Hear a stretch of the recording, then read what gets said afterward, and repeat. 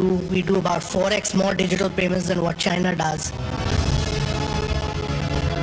This is the first time that India is setting the agenda, and you're getting other peoples to comment on it. And the Prime Minister is really exercising leadership on that, on how to steer the world together on several issues.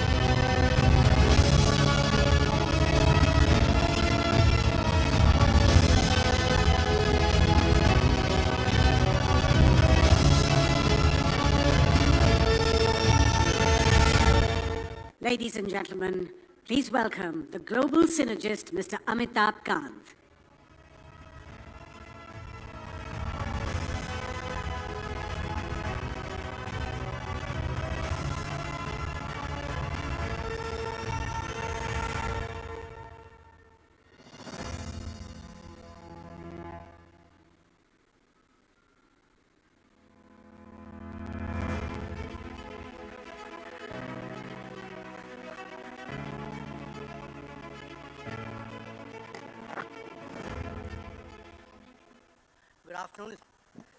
Good afternoon, ladies and gentlemen. I'm truly delighted to be here at the Republic Summit. If you look at the last decade of India's growth, there's been both a great rise in the hard power of India and the soft power of India. During India's G20 presidency, and G20 is important because it accounts for about 85% of the global GDP. It accounts for almost 80% of the global trade. And it accounts for almost 75% of the global population. During India's G20 presidency, not only India did it very differently from the rest of the world. Other countries hold it in one city or two cities at the best. India hosted a G20 in every state and union territory of India and held it in almost 60 cities of India and used that opportunity to transform these cities by improving its drainage, sewage, solid waste. But more important than that, India straddled through the world of G7, all the emerging markets, Russia, China, and bring them all together on all key issues confronting the world. Whether it was strong, sustainable, inclusive, and balanced growth, whether it was accelerating the pace of sustainable development goals in the post-COVID era, whether it was a green development pact for climate action and climate finance, or whether it was reform of the multilateral financial institution, or technological transformation and digital public infrastructure, or women-led development in all these issues. And there were 83 paras in all. 83 paras. India was able to bring consensus on all these issues for the first time in G20. On all these issues. And more important than that, we were confronted with a very major challenge of an ongoing Russia-Ukraine war, where United Nations had failed. The G20 of India succeeded in bringing consensus on the issue of Russia-Ukraine. This was unparalleled, and this could happen because of India's hard power and soft power built during the last decade, and because of the stature and standing of the Prime Minister, Mr. Narendra Modi. We could take a lot of risk, we could be gutsy, we could be bold, we could be courageous, largely on account of this leadership. And it's important to dwell a little bit on this, because if you look at the last decade, India has carried out a vast range of structural reforms in its economy. It's brought in GST, one tax across the economy, it's brought in a modern bankruptcy law, it's brought in the Real Estate Regulation Act to save middle class of India, it's brought in the finest corporate tax rates, it's focused on ease of doing business, and scrapped a vast range of rules, regulation, procedures, and processes, and scrapped almost 1,500 laws. The structural reforms were accompanied by digital transformation of India. 1.4 billion digital identities, 550 million bank accounts were opened during 2015-17. When we started opening bank accounts in 2015, only 18% of the women in India had bank accounts. Today, 91% of the women have bank accounts in India. This has not happened anywhere else in the world.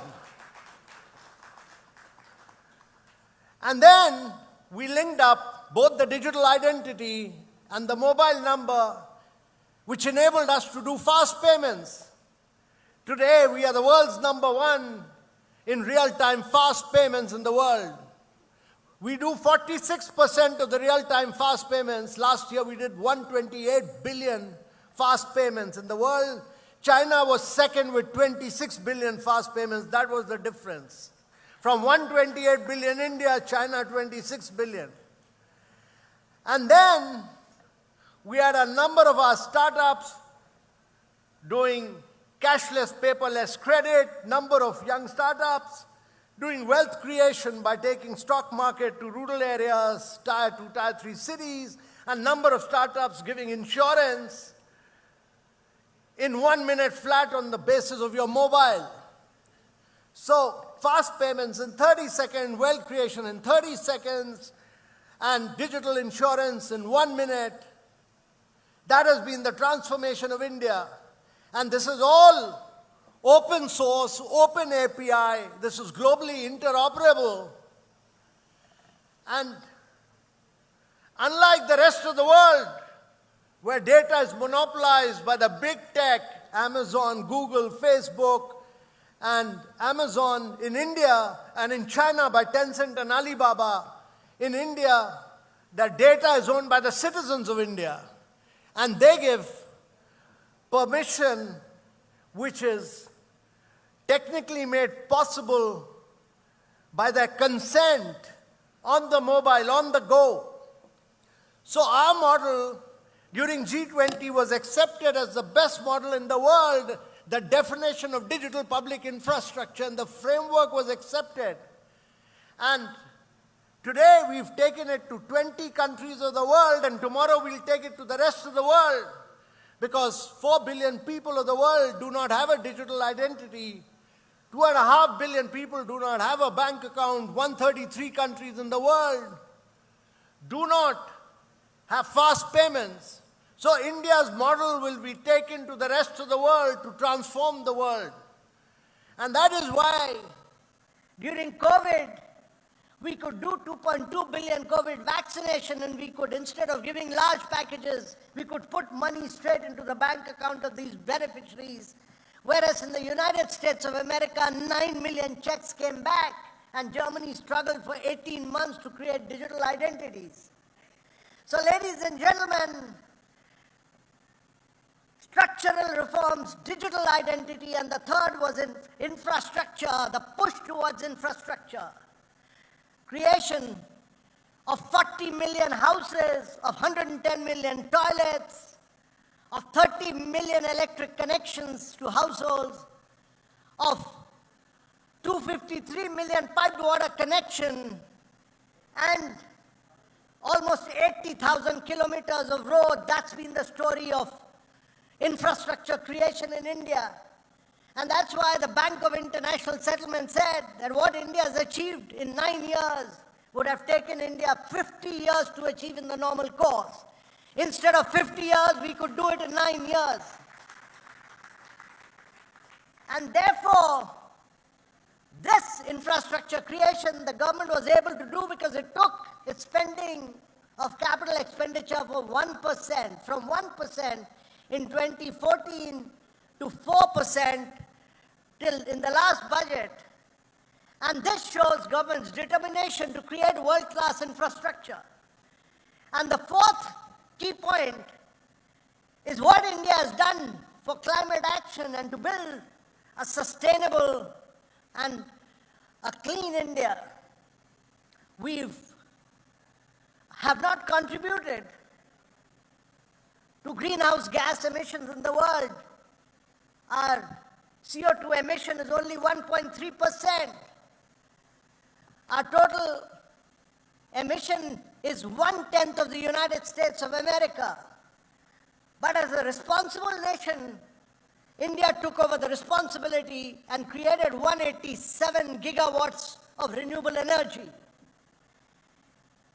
We are the only G20 country to achieve its NDC targets 9 years ahead of schedule, and we've done it at record low prices. We brought down the price of renewable from 21 rupees to less than 2 rupees.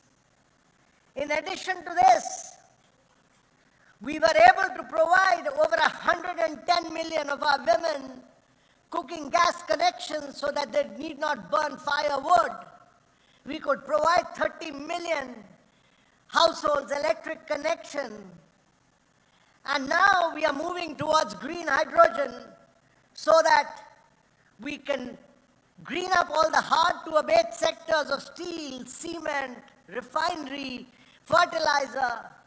And instead of being a fossil fuel importing country where we import 180 billion worth of fossil fuel, by the time we become 147, we should be an energy exporting country of exporting green hydrogen or in its liquid form ammonia to the rest of the world. So from an importer of energy to an exporter of energy is our plan. Ladies and gentlemen, what we've achieved in terms of structural reforms, in terms of digital identity, in terms of climate action, and all these have been done with speed. And the focus has constantly been on implementation, implementation, and implementation. So this has enabled us to build our hard power and our soft power. And ladies and gentlemen, it's important that as India accelerates the pace of its growth in its Amrit Kal period and accelerates it to the growth of 8 to 9%, because India is the only country which is growing at 8% plus in the last 3 quarters of its economy, and as it accelerates the pace on the basis of these transformations, India is heading to be the 3rd largest economy in the world in the next 5 years, surpassing Japan and Germany, and will be a $35 trillion economy by the time it becomes 147.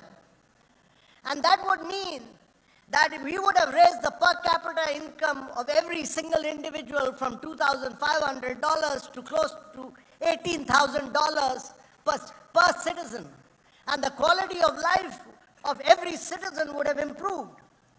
And therefore, my belief is that in a globalized economy, it's the economic growth which gives you the hard power, and it's your belief in your civilizational strength, which we embodied in G20. We did not copy the rest of the world, we did not copy the West, but we went back to our civilization, the roots of our civilization, to say that we are Vasudev Kutumbakam, that we are one earth, one family, one future.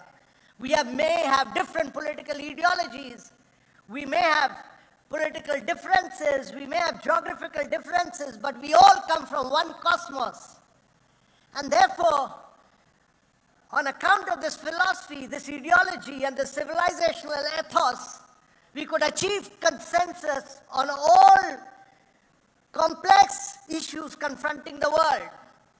And ladies and gentlemen, as we aggressively push for growth, as we aggressively push for reforms, as we aggressively push for digitization, as we aggressively push for infrastructure creation, and as we could push for sustainable growth because of climate action and climate finance, India will be in the forefront.